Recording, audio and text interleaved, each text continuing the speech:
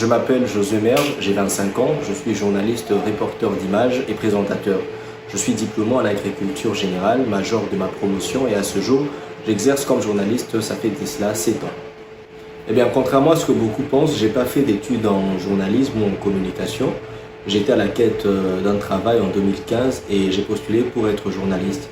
Après avoir passé les tests et échangé avec le coordonnateur de la chaîne, qui était à l'époque Monsieur Willy Kalingai, qui est un grand journaliste en République démocratique du Congo, j'ai été rapidement détaché au niveau de la rédaction de la grande édition où j'ai appris tout le rouage du métier.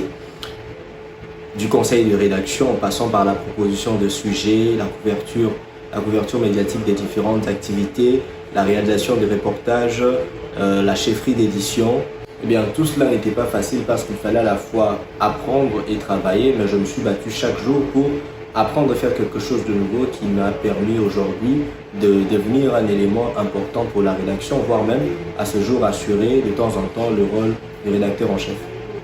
Spécifiquement, mon travail consiste à me rendre sur un lieu d'événement ou d'entretien, tourner les images, écrire le commentaire du reportage et réaliser le montage de ce reportage, soit pour le compte du journal ou pour le compte d'une agence de communication ou encore d'un particulier qui aurait besoin de mes services. L'autre partie de mon travail consiste à présenter les nouvelles à la grande édition du journal, au bulletin d'information ou encore présenter des émissions des divers sujets.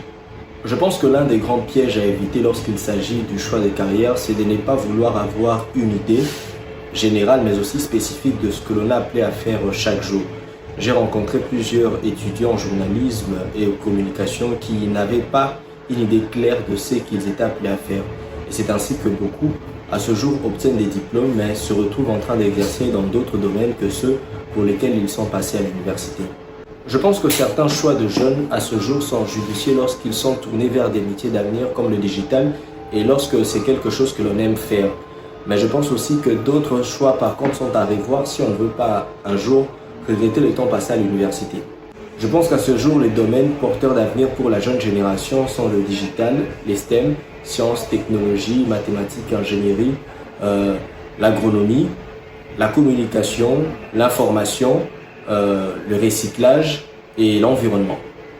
Mon conseil aux jeunes en quête de reconversion est d'abord de ne jamais douter de leurs capacités actuelles, mais aussi de croire en eux pour élever les défis, parce qu'on doit se le dire, la reconversion est un défi que beaucoup de jeunes n'arriveront sûrement pas à relever.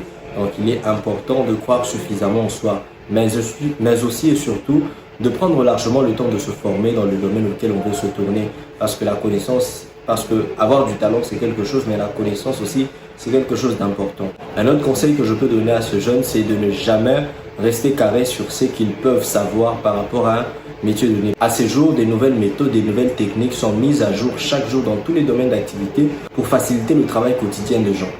Aux jeunes qui manquent des repères, je leur dirais d'arrêter d'avancer par eux-mêmes, parce que c'est un peu comme naviguer sur l'océan sans boussole. Cherchez, approchez quelqu'un qui a le niveau que vous voulez atteindre, approchez-le, parlez avec lui. Essayez de comprendre par quoi il est passé, essayez de comprendre par quoi il est passé pour en arriver là où il est. Faites ce qu'il faut, comme il faut, pour permettre à ce qu'il vous ouvre son cœur. Parce que une orientation d'un aîné peut vous faire gagner du temps dans votre apprentissage. Là où vous devez faire par exemple 6 mois, avec cette orientation, vous pouvez faire la moitié du temps prévu dans ce à quoi vous êtes appelé à faire. Avoir un repère dans son parcours professionnel, c'est un peu comme voir le futur par quelqu'un qui y est déjà. Eh bien, comme mot de la fin, je dis merci à The Builders of Tomorrow qui m'a permis par le biais de ces lives de partager mon histoire, mais aussi mes conseils à des jeunes qui aujourd'hui sont comme j'étais à mes débuts, afin de leur permettre de croire à un avenir meilleur qui sera forgé par eux-mêmes.